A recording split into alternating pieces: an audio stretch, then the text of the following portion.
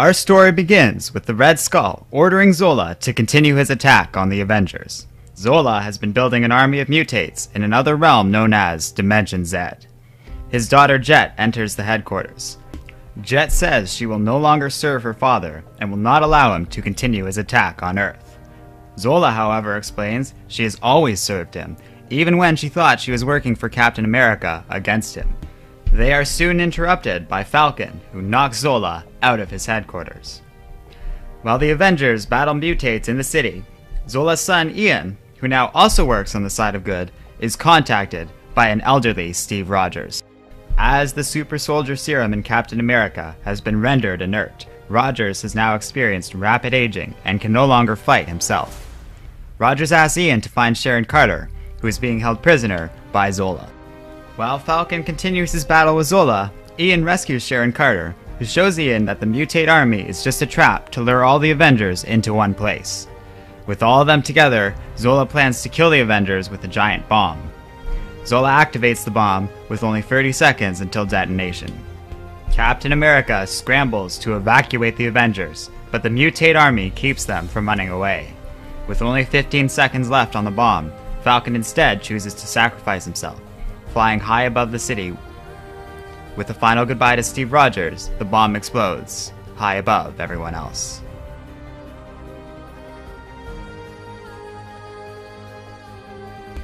Hello everyone, my name is Arden, and today this is a recap and review of Captain America issue 24. So, this comic was our first big step into Axis. I have to say, I was not really looking forward to this much because I've never really been a big fan of the current Captain America series. I read the first couple issues and I really didn't like the series or the direction it was going in. But having picked up this comic as part of Axis, I was overall really pleasantly surprised by how much I enjoyed it overall. The story was simple enough to follow, and it was paced out enough that I enjoyed it quite nicely. The art wasn't anything special, but it did convey the lack of humanity in Zola, and the action was overall drawn in a nice, clean way that lets you have an idea of exactly what's going on in each and every panel. There's only one problem that I had with this comic, but it was kind of a really big one.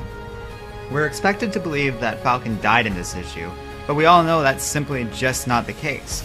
Marvel has heavily publicized that Falcon is going to be the new Captain America.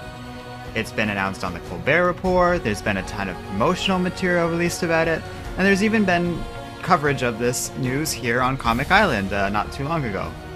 So we know that Falcon isn't dead, and to me it just seems pointless for them to try and pretend otherwise. We're going to find out in at least an issue or two that he did somehow survive this explosion.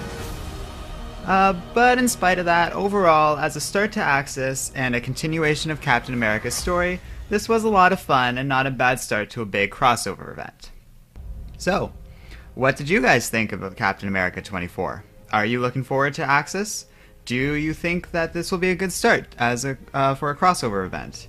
Let me know in the comments section, and as always, if you enjoyed this video, don't forget to like, subscribe, and keep reading comics.